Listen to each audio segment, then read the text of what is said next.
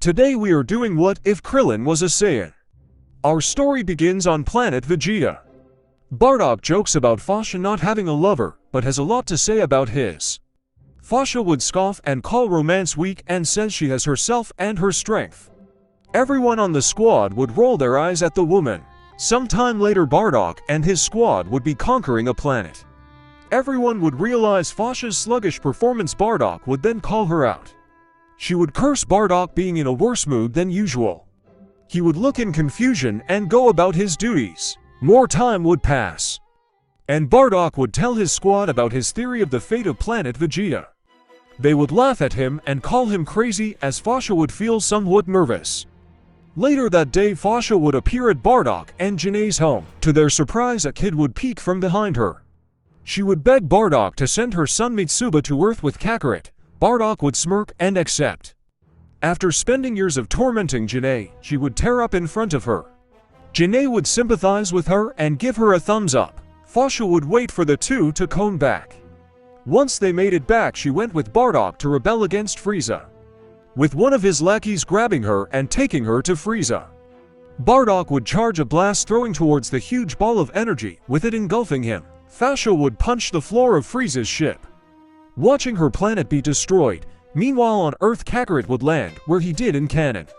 And Mitsuba would land in Fire Mountain, being raised with the Ox King alongside Chi-Chi. The Ox King would call the boy Krillin, with the boy protesting it. One day Chi-Chi would be being chased by a dinosaur, and Mitsuba would see her. He would lay on the ground laughing at her. She would yell, "Big brother, help me," as Mitsuba would yell, "I'm not your brother, I'm a Saiyan warrior." She would blast the dinosaur and exclaim, "Yeah, I get it." Mitsuba would look up and see Chi-Chi get knocked down by Yamcha. He would grit his teeth and charge over, kicking him in the face. Chi-Chi would begin to charge a blast from her helmet, and Yamcha would run away screaming for his life. They would return to the castle and would see Goku erase the flames. Round the castle, Mitsuba would get a closer look at Goku and would whisper Kakarot. Goku would see him and greet him, and Mitsuba would call him Kakarot. And Goku would look confused and ask who was that. Mitsuba would say it was him. He then explained everything and pointed at the tail. Still Goku denied the allegations. Bulma began to believe it, and so would Oolong. Mitsuba would ask to go along with them. They would accept, and he would tell Goku he would eventually avenge their race. Meanwhile Fasha would be on Frieza's ship training Raditz. She would tell him about her son and how he should be with Kakarot. Raditz would exclaim his weakling of a brother would do no good. Fasha would yell back, saying Bardock started off as a low-class Saiyan and stood up to Frieza. Raditz would look sad until he was caught off guard with a fast kick from Fasha. Nappa would walk in the room seeming as if he had another bad day with Vegeta. Fasha would clench her fist, saying one day they will overthrow the tyrant. Nappa and Raditz would stare at the ground, nodding their heads. Back on Earth everything would go the same until the Demon King Piccolo arc. Instead of Mitsuba dying, he would kill Tambourine and finding Piccolo, and allowing Goku to finish him. After 3 years of training, Goku and Mitsuba would appear at the 21st Tenkaichi Budokai. Mitsuba would fight Piccolo and defeat him, leading up to him fighting Goku. He would step in the ring looking Goku in the eyes and saying, "Let's do this, Kakarot." Goku would smirk and get in his stance. The announcer would begin the fight with the two clash in light speed.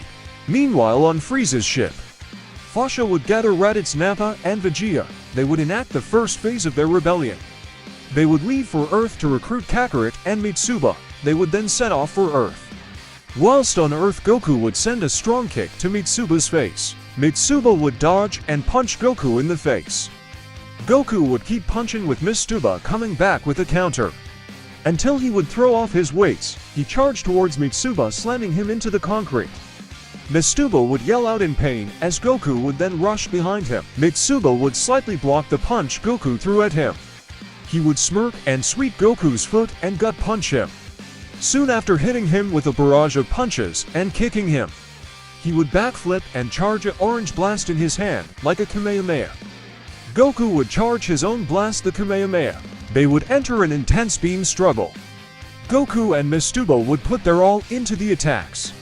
As the ground they stood on began to break, the two old friends would enforce their blast even more.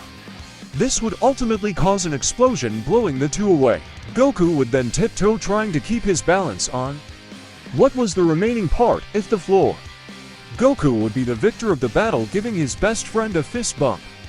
The two would then go their separate ways, as Goku would start a family. And Mitsuba would begin his time training. He would visit Goku, sometimes training with him and Gohan.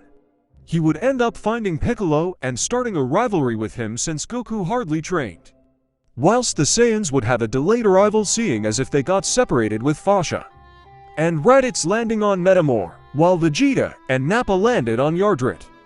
At this time, Vegeta would be very impatient and hard to deal with, while Nappa would be more calm and collected, leading him to learn for a spirit vision and instant transmission.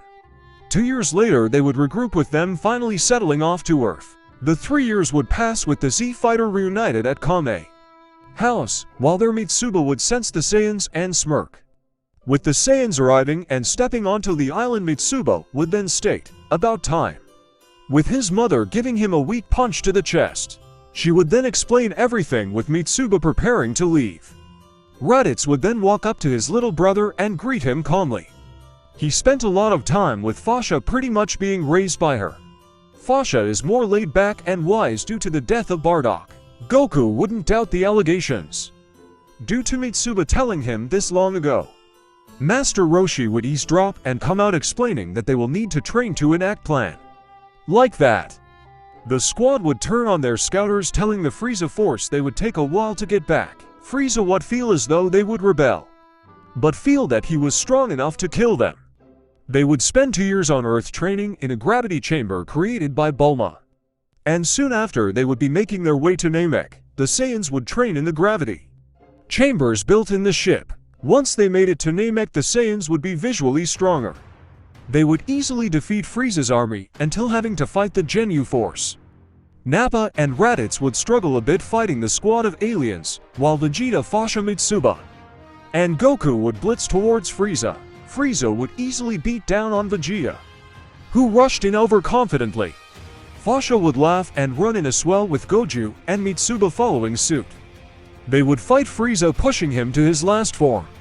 Raditz and Nappa would finish the Ginyu Force and would save Namekians reluctantly. This is due to the wishes of Goku and Mitsuba. And unlike Vegeta, Nappa and Raditz are not evil, more so Raditz, as he was just misguided until he met Fasha. As Nappa might have secret feelings for the Saiyan women, they would find Dende and gather the Dragon Balls and calling up on Porunga. As Fasha was beaten down, Goku and Mitsuba would fight in sync. Mitsuba would begin to slow down as Frieza took the chance. He would then shoot him down with a death beam. Fasha would grit her teeth in anger as Goku would lose his mind. He would then become a Super Saiyan. Out of desperation, Frieza would make Namek start to explode. Fasha would fly to Nappa and Raditz and tell them to teleport everyone but Goku and Frieza back to Earth, and to revive all good people killed High Frieza, and the final one to revive Bardock.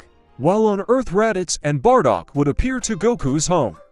While Raditz had informed his father of the past events, they would tell Chi-Chi and Gohan of the events on Namek. While Bardock would begin to live with his son's family, until he returned, he would a slow train Gohan, as Raditz would meet a strange blonde or blue-haired girl named Launch and would move in with her, as Vegeta would move in with Bulma, and Nappa and Fasha would move into a home in the city. Keeping up with their training, this piece would be ended when Frieza arrived. The Saiyans would speak bad of Goku for not killing Frieza. Their criticism would be cut short with 2 warriors showing up to the battle, easily killing King Cold and Frieza. This would be future Nappa and Trunks. Everyone would in awe of seeing 2 Super Saiyans. Vegeta would be overly angered.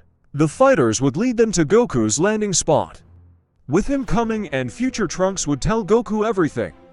Goku would then tell everyone of the android's arrival.